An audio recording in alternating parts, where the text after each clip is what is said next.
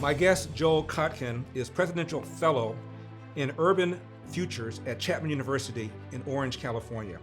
We're going to talk about his article called California's Vanished Dream by the Numbers. Quote, I find California in a state of existential crisis, losing both its middle age and middle class, while its poor population faces dimming prospects. Despite the state's myriad advantages, research shows it is plagued by economic immobility and inequality, crushing housing and energy costs, and a failing educational system. My goodness, talk to me about all of this. Well, I mean, basically, what we have is California, in a funny way, has had a weird seduction. The huge amount of money that the tech companies have generated to the budget make people feel, or particularly the political class feel, everything's great. Because as long as there's money to pay for outrageous pensions, everything's fine, right? And as long as the tech oligarchs are doing well, everything's fine. Now, what's interesting is, it hasn't been fine for most Californians, as you know. Most Californians feel the state is headed in the wrong direction, and they feel their economic prospects have diminished. And at the same time, we have a situation where people are voting with their feet. Look, California is a magical place with enormous amount of things going for it. To push people, middle class people out, you've really got to have a brilliant policy agenda. And that's what we have. We have policies that are designed to push people and businesses out of the state. Here's an amazing statistic. Ohio, on a per capita basis, is getting somewhere between 13 and 15 times as much investment as California.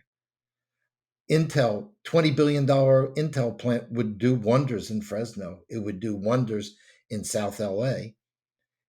No, it's going to go to Columbus because California is an impossible place for many companies to do business. Mm-hmm.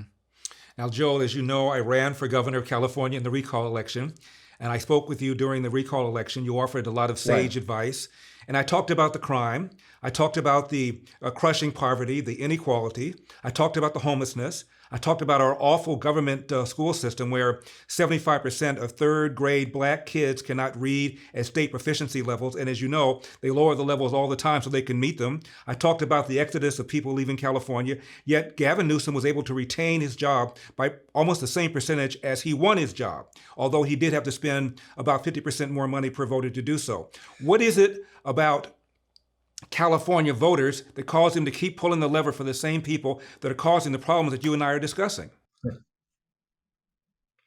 Well, first of all, their demographics are a big part of it. Who would tend to vote centrist or conservative? Homeowner, somebody with children in the public schools, somebody who has, maybe owns a little business. Well, those are exactly the people who are leaving. Who's coming in? The people we tend to get in are, some of the very well-educated young people, many of whom won't stay. But what's the most frightening and scary to me is that California is now at the bottom of attracting people in. You're always going to lose people. Some people go different phases of life. They want to go someplace else. They want to go home. What's astounding to me is how California can be a state which is at the bottom of attracting new people in. It's not so much the people leaving, it's that people aren't coming in. So if I think about, your own background, particularly your father, or you think about me, and I think about what California was like when I moved here in 1971, nobody ever thought about leaving California. You'd have to be insane to leave California. I mean, if you absolutely had to. Now it is very, very common for me to ask my students in my class, if I got, let's say, 30 kids in my class, how many of you expect to stay here? And there'll be like 2 or 3. That is totally different than what it was 50 years ago. Well, it's finally happened. The Fed is realizing the dire straits our economy is in thanks to our loose monetary policy. Apparently, you just can't spend trillions every year with no repercussions. Now, to play catch up, The Fed has been raising rates and plans to do so 7 times this year. You're already starting to see those ripple effects in the housing market as people's buying power begins to diminish. Have you considered what could happen in the stock market if our economy stalls out? Don't wait until that happens. Take some of your profits from the stock market now and solidify them with gold from Birch Gold. Throughout history, gold has maintained its value better than any other investment in the world. Go to LarryForGold.com to get a free zero obligation info kit on holding gold in a tax-sheltered retirement account. Again, go to LarryForGold.com and secure the gains you've made while you can. Join the thousands of happy Birch Gold customers with countless 5-star reviews and an A+ rating with the Better Business Bureau. I trust the pros at Birch Gold. Go to LarryForGold.com and protect your future with gold. Joel, you write about income inequality and poverty here in California. Among the worst stats for income inequality in the country, if not the worst. Why? Well, first of all, what somebody made a very good point. They said California regulated the hell out of every business except for one, tech. And tech was able to basically do what it wanted in terms of, it didn't have to pay sales taxes. There are lots of things that they took advantage of. They basically were able to import labor from overseas, essentially as indentured servants. They were not regulated, but everything else was. So if you have a steel mill, you have a logistics hub, you have an operation at the port, you have agribusiness. You're all getting regulated to death, but one segment was not being regulated, and so one group of people got really, really rich, and everybody else was doing poorly. And I think what we're going to see, and this is what I'm working on right now, with the recession pretty well guaranteed, with a weak stock market, with IPOs beginning to fizzle, where does California get the money to pay its enormous welfare state bills? I think we're going to have a real crisis within the next year or so. Well, when I look at our lawmakers, as you know, we have supermajorities of Democrats in the Senate and the Assembly. They're looking to spend even more. California wants to have a single payer system. They want to pay even more money. I think I even read about some program that Gavin Newsom is proposing so that people can get up to 10% of their housing down payment for free. So it seems to me like they're just giving away more and more stuff. Right. Well, I mean, the problem is that there's no relationship between what they think they can spend and what's coming in over the long run. And that's really where the problem is. Because even with these annual budgets, our indebtedness as a state, largely because of pensions, is among the highest, and I think it's sixth highest in the country now. Basically, what I would say about the legislature is that economic illiteracy would be an achievement. I mean, they just have no idea. Like, for instance, one of the bills that was being passed in the midst of all these issues, we're going to pay people 40 hours work for 32 hours, Right. but they only have to be there 32 hours.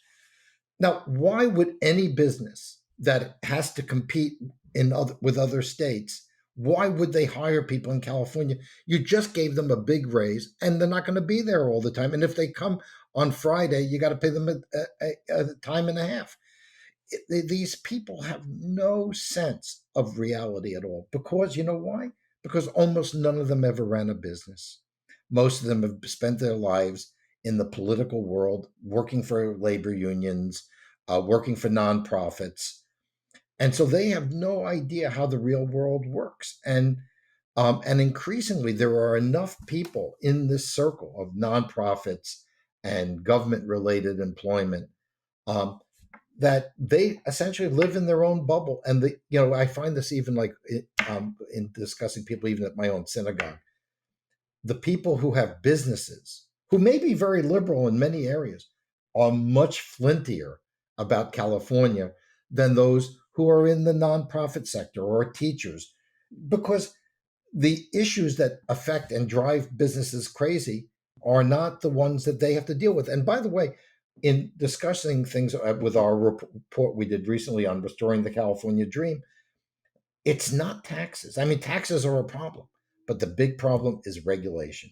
and the kind of nanny stateness. Like I'm a company and I have to have this. I have to have this number of LGBTQ, and I have to have this percentage of this ethnic group or that ethnic group. Businesses don't like being told, and they never know what's next. How am I going to build a new plant if a year from now California passes something that's a 32-hour work week? I'll be stuck. So if I'm a business person, I'm not going to make that investment. You know, you talk about this proposal to shorten the work week while still paying people the same salary that they had before they shortened the work week. Let's talk about AB5 that made a whole bunch of independent contractors full-time employees and what that did to our economy. That was terrible. I can tell you, even in doing business on the relatively petty scale that I do, we had to start thinking about, well, do we want to contract with anyone in California? Because somebody could say, oh, you know what? He pays me $1,000 a month for research, but I really am a full-time employee. Well, now fortunately for me, my chief researcher lives in Stockholm, and so I don't have to deal with it. But these laws that are put in, and then without any idea that we're not going to be able to go back in the immediate future, certainly, to a world where everybody works 40 hours a week, gets a pension, and works for the same company for 20 years. That was a great world, but that world doesn't exist for everybody, almost everybody outside the public sector. Well, that's all for today's Larry Elder on YouTube. We're now showing a shorter version of our show on YouTube. That's after being censored and demonetized for a whole year. Full episode can be watched on our website, epictv.com/Larry Elder. That's epictv.com/Larry Elder.